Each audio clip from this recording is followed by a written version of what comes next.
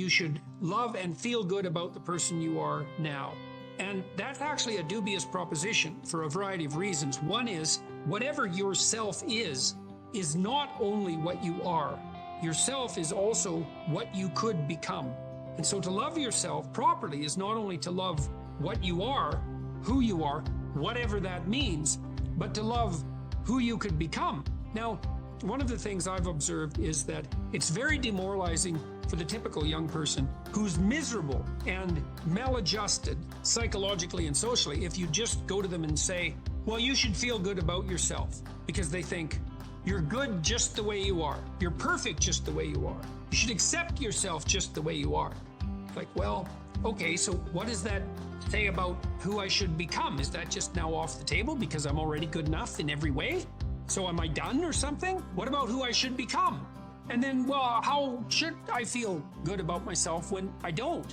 Because I'm not getting along with myself. I'm anxious and hopeless and nihilistic and depressed, and I'm not getting along with other people. So how is it that that's all somehow something I should feel good about without being deluded?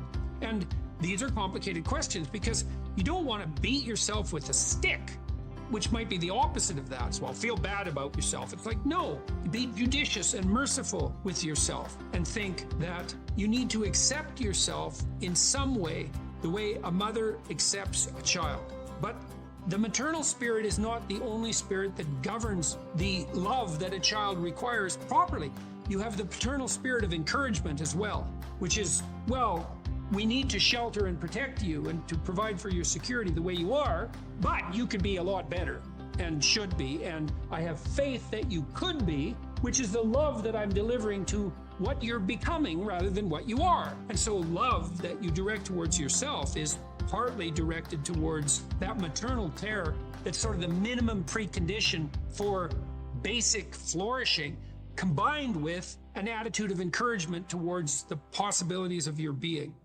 And so that's a much more sophisticated so-called self-love, partly because it's the kind of love that envisions you as something that unfolds across time. And it's a much richer conception because it also implies that there's a responsible adventure to your life.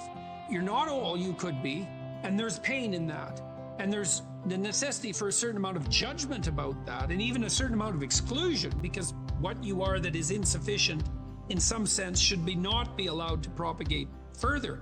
But if it's conjoined with encouragement, it's like, yeah, you're in a rough situation there, kiddo, but you know, here's some things about you that are virtuous and good, and they're pretty powerful actually, and if you just made those more manifest, you could dispense with a lot of this immaturity and misery, and you could expand yourself out into life physically and psychologically, and you could start walking this pathway that makes things better. And the thing is that as soon as you start walking the pathway that makes things better, then things immediately become better because your whole orientation changes. And you know, if you're in a bad place but you're escaping, that's pretty positive, even if it's a bad place. And you might think, well, it's still bad, but it's better. It's like, well, that's a lot better than a bad place that's getting worse. That's for sure. 'Cause that hell is a bad place that's getting worse.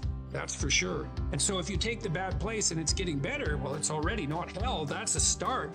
And so this notion of love, we've confused this with the maternal instinct for an infant. It's like, because an infant under 6 months is like, well, of course, your attitude towards an infant is you're exactly okay the way you are. But that's not what you do to any child that's older than 6 months. You start laying down some criteria for becoming, for improvement.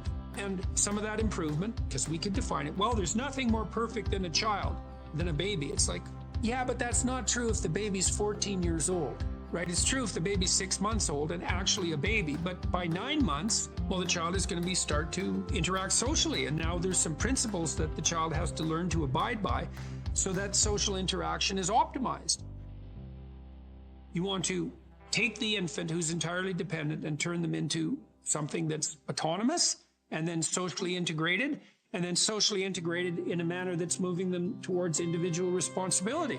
And the love is not only love that's devoted to what they are at any point, which is that encompassing maternal love, say, but the love that says, yeah, kid, you know, we're pretty happy you're around, but the new you is going to even be better. And that's encouragement. And that's part of love. It's half of love, that's for sure. And you want to direct that to yourself as well. It's like, you don't want to judge who you are so harshly that you just destroy yourself and everything is cast into the pit. You want to take a look at yourself and say, look, you're a person among persons, and you have intrinsic worth, and you have your flaws, your sins, your domain of ignorance and inadequacy, but that doesn't mean that you're entirely worthless because of that. You have a base level value. That's intrinsic worth, let's say, that's reflective of the fact that you're made in the divine image. In the most fundamental sense, you have intrinsic worth, and that's due a certain degree of baseline love. But there's the becoming problem. It's like, well, especially when you're young, most of you is still in the becoming phase. And so why wouldn't encouragement be the hallmark of love? It's like, get the hell up, get your act together, adopt some responsibility, put your life together, develop a vision, expand yourself beyond the narrow confines that are causing your misery. And we think you can do it. You could do it, you should do it, the world would be better off if you did it, you'd be doing better if you did it, everything would work out better. Why would we not work to make everything work out better? And you're the person who could do it. And you tell young people that and they think, oh, no one ever told me that before in that way. And they think, well, maybe I should get my act together. And then they go out and try to get their act together. And they think, well, turned out that worked and I'm less miserable. I could try doing it a little bit on a broader scale. And they try that and they think, wow, people seem a lot happier with me. I have more friends and I'm more popular and I'm a little more physically attractive because I'm standing up a little bit straighter. And then away they go and unfold, man. Be a force for good in the world. And that'll be the adventure of your life. Aimless is not nothing. Aimless is bad. Nietzsche said if you had a why, you could bear any how. Most people find the meaning in their life through responsibility. I believe the fundamental religious truth of the idea that life is suffering. It's suffering because we're mortal and fragile, and because we're also subject to malevolence at our own hands and at the hands of others. It's a constant existential problem, and that can make you bitter and can make you hopeless and nihilistic and depressed and anxious and likely to abuse substances of various sorts as a medication or an escape. It can augur you in a very large number of ways. And I'm suggesting to people that there is a way out of that. And the way out is to confront that forthrightly and to adopt responsibility in your own life and to try to make the world a better place, and that it's necessary to do that. And that if you don't do that, that things go badly. I think the deck is stacked against everyone to some degree because life is very difficult and we all die. But some people do have it harder than others. And all of us have it very hard at some times in our lives. It's like, well, what's the alternative? You take responsibility for that and try to struggle uphill, because the alternative makes everything worse. Find something in your life that's so worthwhile doing that the fact that you're going to suffer is justifiable. Yeah, life's rough, no doubt about it. And if good luck comes your way, then you should be grateful for it. And if happiness manages to manifest itself, you should be grateful for that too. So then you might ask yourself, well, what's the best antidote to the discomfort of life? And you might say, well, it's comfort. And I suppose that's what you act out when you swaddle a baby.